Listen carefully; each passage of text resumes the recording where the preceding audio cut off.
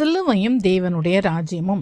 இயேசு கிறிஸ்துவின் பாடு, மரணம், சிலுவை மரணம் அதெல்லாம் எப்படி வேதாகமத்தில் 1000 வருடங்களுக்கு முன்பாகவே அது தீர்க்க தரிசனமாக முன்னுரைக்கப்பட்டு அது அப்படியே எல்லாம் நடந்துச்சுன்னு சொல்லி நம்ம பார்த்தோம். எல்லாமே இட் வாஸ் ஃபோர்டோல்ட், அது அப்படியே நடந்துச்சுன்னு சொல்லி நம்ம பார்த்தோம். அதே போல் அவர் உயிர்த்தெழுதலும், இயேசு கிறிஸ்து மரித்து 3ஆவது நாள் உயிரோட, அதுவும் சரீர உயிர்த்தெழுதல் எழும்புவதும் வேதாகமத்திலே முன்னுரைக்கப்பட்டிருக்கிறது. 1000 வருடங்களுக்கு முன்பாக அது பலரால் முன்னுரைக்கப்பட்டிருக்கிறது. ஜீசஸும் அதை அவருடைய அந்த மரணத்திற்கு முன்பாகவே 3ஆம் நாள் நான் உயிர்த்தெழுந்திருப்பேன்னு சொன்னார். அவரோடு கூட இருந்தவர்கள் சொன்னார்கள். அவருக்கு பின்னாடி அதை வேதாகம ஆக்கியோன்கள் தங்களுடைய புத்தகங்களிலே எழுதியிருக்கிறாங்க. ஸோ இதை குறித்து நம்ம இந்த நாளிலே பார்க்க போகிறோம்.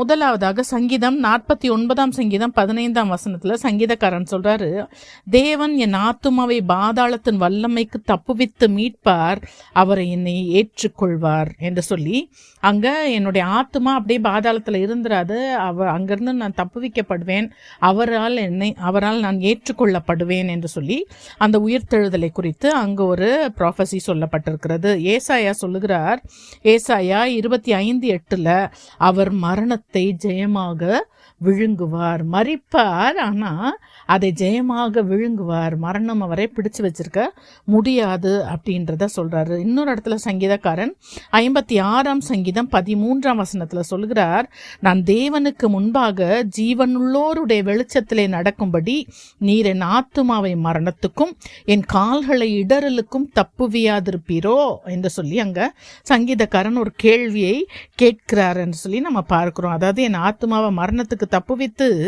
நான் நித்தியமாய் தேவனுக்கு முன்பாக ஜீவனுடைய தேசத்துல நான் நடப்பேன், இருப்பேன் அப்படின்னு சொல்லி அங்க சொல்லுகிறதை பார்க்கிறோம். யோபு ரொம்ப அழகாய் 19ஆம் அதிகாரம் 25-26ஆம் வசனங்களிலே என் மீட்பர் உயிரோடு இருக்கிறார் என்றும் அவர் கடைசி நாளில் பூமியின் மேல் நிற்பார் என்றும் நான் அறிந்திருக்கிறேன்.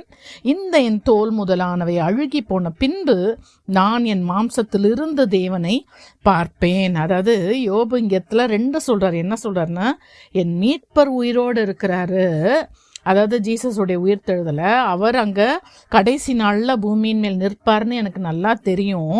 அதே மாதிரி நான் இந்த வியாதியிலே நான் மரித்தாலும் என்னுடைய மாம்சத்தில் நான் உயிர்த்தெழுந்து என் மாம்சத்தில் நான் என்னுடைய கண்களாலேயே நான் அவரை பார்ப்பேன் என்று சொல்லி யோபு ரொம்ப அழகாக அவ்வளோ கான்ஃபிடென்ட்டாக ஒரு தீர்க்க தரிசனம் அவர் அங்கே சொல்லுகிறதை பார்க்கிறோம்.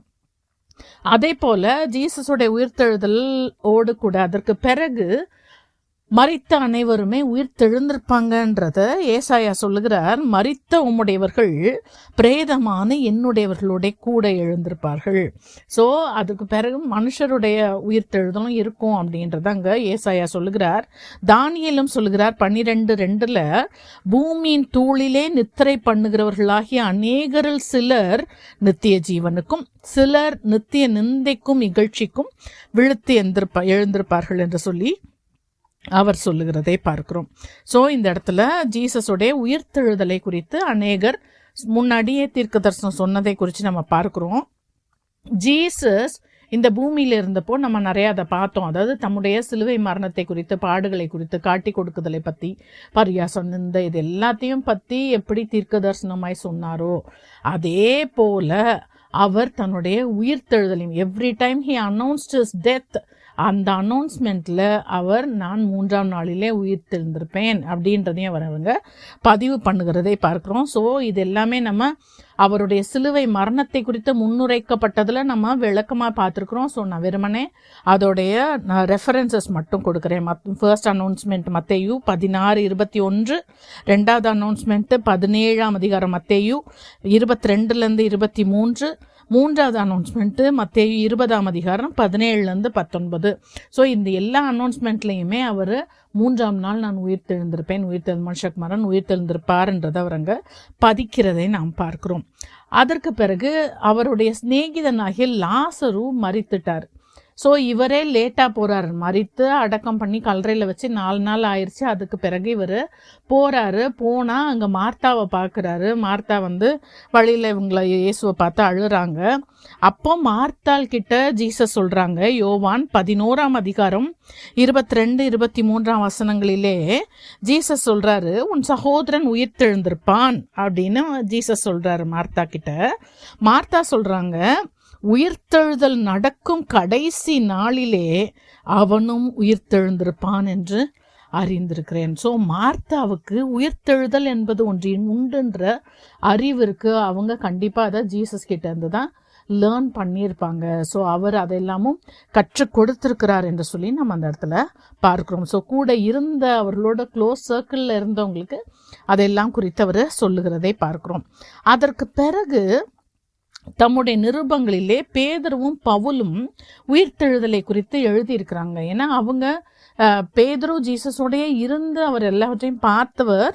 அவர் 1 பேதுரு 1ஆம் அதிகாரம் 3, 4 வசனங்களில் எழுதுறாரு, நம்முடைய கர்த்தராகிய இயேசு கிறிஸ்துவின் பிதாவாகிய தேவனுக்கு ஸ்தோத்திரம் உண்டாவதாக.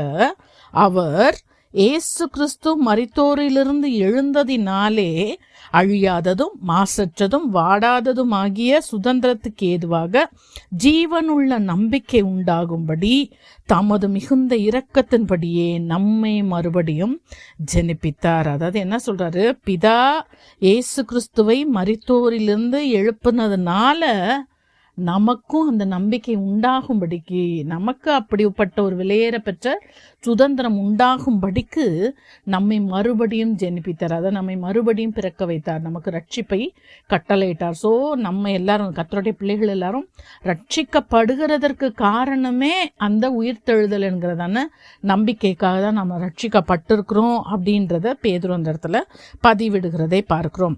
பவுல், இயேசு கிறிஸ்துவை தரிசித்த பவுல், அவர் இயேசு கிறிஸ்துவின் அந்த உயிர்த்தெழுதலை பற்றி ரோமர் 8ஆம் அதிகாரம் 11ஆம் வசனத்தில் எழுதுறாரு, இயேசுவை மரித்தோரிலிருந்து எழுப்பினவருடைய ஆவி உங்களில் வாசமாயிருந்தால், கிறிஸ்துவை மரித்தோரிலிருந்து எழுப்பினவர் உங்களில் வாசமாயிருக்கிற தம்முடைய ஆவியினாலே சாவுக்கேதுவான உங்கள் சரீரங்களையும் உயிர்ப்பிப்பார் அப்படின்னு. அது எவ்வளோ அழகா, எவ்வளோ கிளியராக அவர் எப்படி சொல்கிறாரு, பரிசுத்த ஆவியானவர் தான் ஜீசஸை எழுப்பினாரு. மரித்தோரிலிருந்து ஜீசஸை எழுப்பினது பரிசுத்த ஆவியானவர். யார் அவரை எழுப்ப சொன்னாருன்னு பார்த்தாங்கன்னா பிதாவானவர் அவரை எழுப்ப சொன்னார். ஸோ அப்படி சொன்ன பிதாவானவர் உங்களுக்குள்ளார அந்த பரிசுத்த ஆவியானவர் வாசமாக இருப்பார் என்றால் சாவுக்கேதுவான உங்கள் சரீரத்தையும் அந்த பிதாவானவர் இந்த பரிசுத்த ஆவியின் மூலமாய் ஒரு நாளிலே எழுப்புவார் அப்படிங்கிறத அங்கே ரொம்ப அழகாய் எழுதுகிறதை பார்க்கிறோம். 2 கொரிந்தியர் 5ஆம் அதிகாரம் 15ஆம் வசனத்தில், பிழைத்திருக்கிறவர்கள் இனி தங்களுக்கென்று பிழைத்திராமல் தங்களுக்காக மரித்து எழுந்தவர்க்கென்று பிழைத்திருக்கும்படி அவர் எல்லாருக்காகவும் மரித்தார் என்று நிதானிக்கிறோம். ஸோ நம்ம எல்லாரும் இப்போ நான் வாழ்கிறேன் அப்படின்னு சொல்கிறோம், ஆனால் நமக்காக வாழாமல் மரித்து உயிர்த்தெழுந்தவருக்காக நம்ம வாழும்படி அவர் எல்லாருக்காகவும் மரித்தார், உயிர்த்தெழுந்தார் என்று சொல்லி பவுலங்க எழுதுகிறதை பார்க்குறோம். ஸோ ஜீசஸோடைய இந்த ரிசரக்ஷனுமே அன்இன்டென்ஷனலோ இல்லை ரேண்டமாக நடந்ததோ இல்லை, அது எல்லாமே வேதாகம எழுத்துக்களிலே முன்னுரைக்கப்பட்டது, அதன்படி தான் அது நடந்தது. ஸோ அது விசேஷித்தமானது. உயிர்த்தெழுத நம்பிக்கை தான் நம்ம இயேசு கிறிஸ்துவை ஃபாலோ பண்ண வைக்கிறது. உயிர்த்தெழுந்தவர்களில் முதற் பலனாய் அவர் தான் முதல்ல உயிர்த்தெழுந்தார். ஸோ அவரை ஃபாலோ பண்ணி நம்ம எல்லாருமே மரித்தாலும் உயிர்த்தெழுந்திருப்போன்ற நம்பிக்கை தான் நமக்கு மரண பயமே இல்லாமல் நாம் வாழ்ந்து கொண்டிருக்கிறோம். கர்த்தர் தாமே நம்மை ஆசீர்வதிப்பாராக.